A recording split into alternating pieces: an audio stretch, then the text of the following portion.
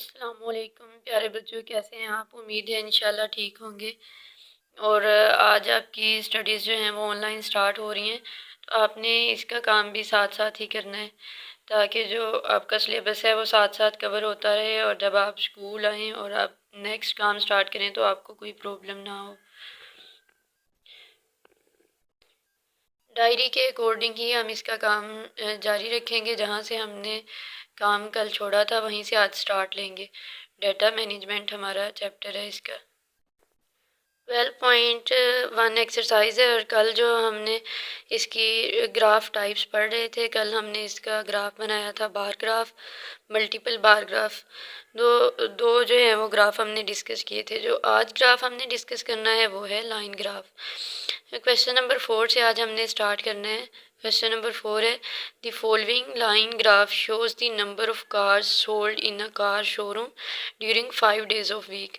तो वीक के 5 डेज़ में उसने डिफरेंट जो है वो कार्स बताई हुई हैं, कितनी कितनी सोल्ड हुई हैं, किस दिन में कितनी कारें जो हैं वो बिकी हैं।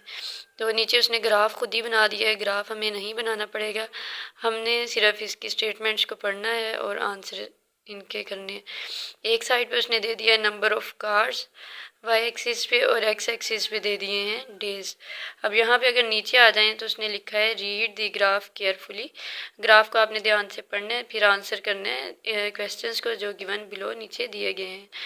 फर्स्ट इसका ए पार्ट है, how many cars were sold all together during the 5 days of week. कि टोटल जो है वो आपकी कितनी कार्स बिकी हैं वीक के 5 डेज में। तो टोटल निकालने के लिए क्या करते हैं, इन सब वैल्यूज़ को प्लस कर लेते हैं। कौन सी वैल्यूज़ को प्लस करना है? जो मंडे को यहाँ पे देखें अगर, तो मंडे को 2 कार सोल्ड हुई हैं, ट्यूसडे को 4, इन ग्रीन डॉट्स को देखेंगे हम, ग्रीन डॉट्स जो हैं वो वैल्यूज़ हैं इसकी। और यहाँ पे 6 कार्स सोल्ड हुई हैं, यहाँ पे दरमियान में 2 और 4 के सेंटर में है तो 3 कार्स, यहाँ पे 9 कार्स हुई हैं फ्राइडे को। इन सारी वैल्यूज़ को प्लस कर लेंगे तो आंसर आ जाएगा 24। उसके बाद है second B part, how many cars were sold on Tuesday. तो यहाँ पे ट्यूसडे में जाके देखेंगे, ट्यूसडे में ग्रीन डॉट कहाँ पे लगा हुआ है? 4 में। तो ग्रीन ट्यूसडे में 4 कार्स सोल्ड हुई हैं। इसी तरह नेक्स्ट है, how many cars were sold on Friday. Friday को कितनी कार सोल्ड हुई हैं? तो यहाँ से फ्राइडे को देखें जाके, यहाँ पे ऊपर कितनी कार सोल्ड हुई हैं? 9 कार्स यहाँ पे। उसके बाद नेक्स्ट पार्ट है, how many cars were sold on Monday. Monday को कितनी हुई हैं? तो मंडे को ये फर्स्ट वाला बॉक्स जो है, मंडे को 2 कार्स सोल्ड हुई हैं। ई पार्ट है इसका, on which day were the fewest number of cars sold. सबसे कम कारें जो हैं वो किस दिन बिकी हैं। तो यहाँ से हम इनके नंबर्स देख रहे थे, मंडे को 2 हैं, ट्यूसडे को 4 हैं, वेंसडे को 6 हैं, थर्सडे को 3 हैं, फ्राइडे को 9 है। तो सबसे कम कारें किस दिन है? मंडे को 2 कार सोल्ड हुई हैं। On which day were the most car sold. सबसे ज़्यादा कारें किस दिन सोल्ड हुई हैं? तो यहाँ पे हमने देखा है फ्राइडे का, जिसका ग्राफ सबसे ऊपर जा रहा है वो उस दिन सबसे ज़्यादा कारें सोल्ड हुई हैं। तो फ्राइडे का यहाँ से ऊपर जा रहा है, 9 कार सोल्ड हुई हैं। उसके बाद नेक्स्ट जो हमने डिस्कस करना है अगले क्वेश्चन में, सवाल नंबर 5 में, वो है पाई ग्राफ। तो पाई ग्राफ का फॉर्मूला वैसे तो हमने पहले पढ़ा हुआ है, 6 में 5 में बनाया भी हुआ है, लेकिन इसको दोबारा रिवाइज कर लेते हैं। फॉर्मूला है, angle of each sector is equal to frequency of each observation over total number of observations multiply 360। अब देखिए यहाँ पे सवाल नंबर 5 है, the following table shows the number of computer parts in stock, draw a pie graph for the following data. उसने computer parts बताए हैं जो स्टॉक में पड़े हुए हैं और फिर पार्ट्स बताए हैं कितने कितने पड़े हैं, नीचे टेबल बना हुआ है। अब स्टॉक में जो पार्ट्स पड़े हुए हैं वो है मदरबोर्ड, और कितने मदरबोर्ड पड़े हुए हैं? 30, हार्ड डिस्क हैं 40, प्रोसेसर्स हैं 20, कीबोर्ड्स हैं 80, मॉनिटर हैं 50। तो यहाँ अब अगर हम देखें, हमें एंगल जो वैल्यू है वो पता है, टोटल वैल्यू नहीं पता। हर पार्ट की वैल्यू अलग अलग पता है लेकिन टोटल वैल्यूज़ नहीं पता। टोटल कैसे निकालनी है? इन सारी वैल्यूज़ को प्लस कर लें। वैल्यू ऑफ ईच ऑब्जर्वेशन हमें वहाँ से पता चल गई थी, लेकिन टोटल नंबर ऑफ ऑब्जर्वेशंस नहीं पता थे। तो टोटल नंबर ऑफ ऑब्जर्वेशंस निकालने के लिए हमने इन सारी वैल्यूज़ को प्लस कर लिया। प्लस करने के बाद ये आ जाएगा 220 सॉरी। उसके बाद यहाँ इसका टेबल बना लेंगे ताकि हम एंगल निकाल सकें, एंगल्स ऑफ ईच सेक्टर निकालने के लिए। टेबल किस तरह से बनेगा, यहाँ पे आ जाएगा स्ट्रोक, स्ट्रोक में सारे नाम लिख लेंगे पार्ट्स के, यहाँ नंबर ऑफ पार्ट्स कितने कितने पार्ट्स हैं वो लिख लेंगे, बुक से देख के आप राइट कर लेंगे। उसके बाद सेंट्रल एंगल।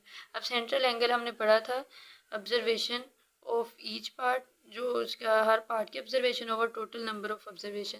तो फर्स्ट मदरबोर्ड कितने हैं 30 ओवर टोटल नंबर कितने हैं 220 मल्टीप्लाई 360।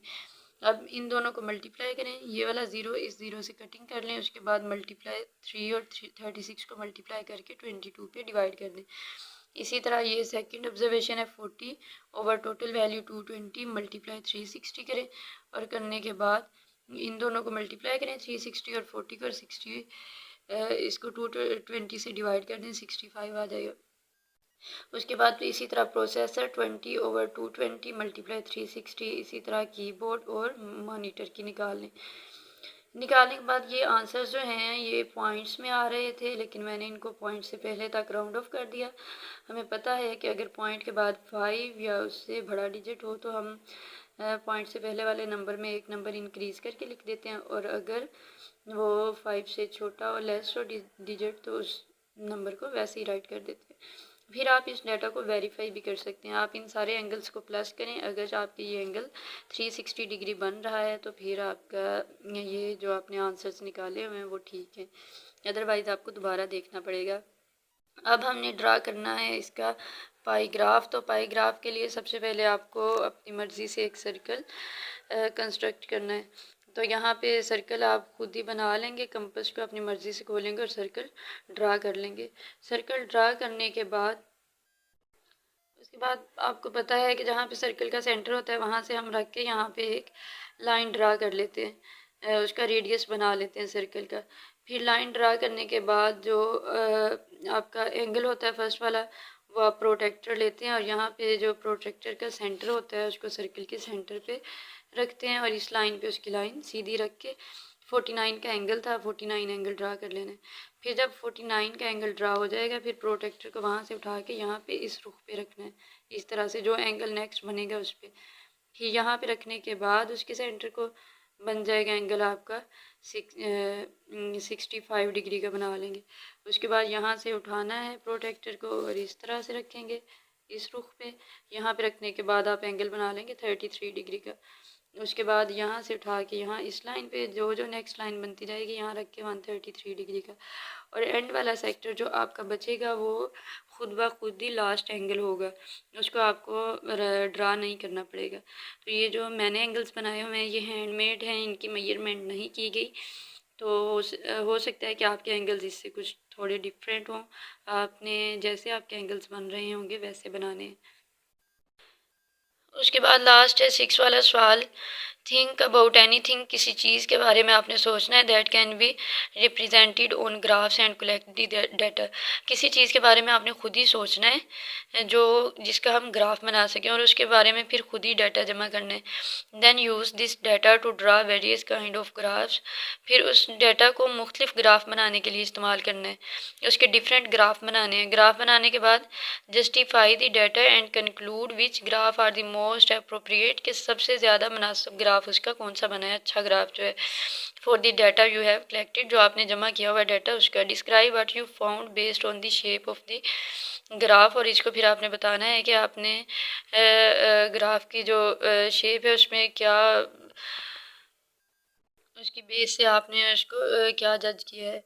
तो ये डाटा आपने खुद ही कलेक्ट करना है। ग्राफ्स आपको ग्राफ आप उसके डिफरेंट टाइप्स के क्रिएट कर सकते हैं। डाटा आप पहले कलेक्ट करें, उसमें आपके मार्क्स हो सकते हैं, उसमें कोई भी और चीज़ आप ले सकते हैं। जैसे हमने अभी कार वाला पढ़ा है, मंडे ट्यूसडे कितनी सोल्ड हुई हैं, या आप दोस्तों का जो ग्रुप है आपका उसमें दोस्तों के पास देख सकते हैं कि उनके पास कितने कितने पैसे हैं। डिफरेंट जो आपके फ्रेंड्स हैं उनके मनी जो है वो उसको लेके कर सकते हैं। तो इस तरह के बहुत सारे ग्राफ बन सकते हैं आपके। तो यहाँ से ग्राफ टाइप्स अगर आप देख लें यहाँ से देख के बना सकते हैं आप। पिक्टोग्राफ है, बार चार्ट बना सकते हैं, उसका मल्टीपल बार चार्ट बना सकते हैं। अगर आपने उनकी फॉर एग्ज़ाम्पल अपने दोस्तों की जो है वो मनी का बना रहे हैं चार्ट, तो आप ये कर सकते हैं कि मंडे को हम सब दोस्तों के पास कितने कितने पैसे थे, ट्यूसडे को कितने हैं, वेंसडे को कितने कितने पैसे लेके आए हैं। तो ये मल्टीपल बार चार्ट में चला जाएगा। उसके बाद आप सिंपल बार चार्ट भी बना सकते हैं, उसका लाइन ग्राफ भी ड्रा कर सकते हैं और पाई चार्ट भी बना सकते हैं। तो आपने ये सारे चार्ट्स बनाने हैं उसमें, ये बल्कि बनाने तो आपने सारे हैं, फिर उनमें से बताना है कि कौन सा ग्राफ जो है वो सबसे ज़्यादा मुनासिब है और कौन सा ग्राफ इसके लिए सूटेबल नहीं है। जो आपने डाटा लिया हुआ है उसमें कौन सा ग्राफ ऐसा है जो उस डाटा के अकॉर्डिंग नहीं बन रहा आपका या ठीक नहीं बनता इतना। तो ये आपका एक्टिविटी के तौर पे भी है कि आपने डाटा भी खुद ही लेना है और ग्राफ भी खुद ही इसके ड्रा करने हैं। होमवर्क में आपका ये तीनों सवाल हैं, आपने तीनों ही करके आने हैं। होमवर्क आपने साथ साथ जो मिलेगा उसको करते रहना है, स्किप नहीं करना, ताकि आपका साथ साथ नोट्स भी तैयार होते रहें और फिर फाइनल में आपके पास ये सवाल किए हुए हों। और जितना हम काम कर लेंगे इन छुट्टियों में, वो जब आप स्कूल आएंगे तो आपसे टेस्ट भी लिया जाएगा कि आपने कितनी उसकी तैयारी की है। तो टेस्ट के लिए भी आपने प्रिपेयर होके आना है। और अपना बहुत सारा ख्याल रखिएगा, दुआओं में याद रखिएगा। फ़ी अमानिल्लाह।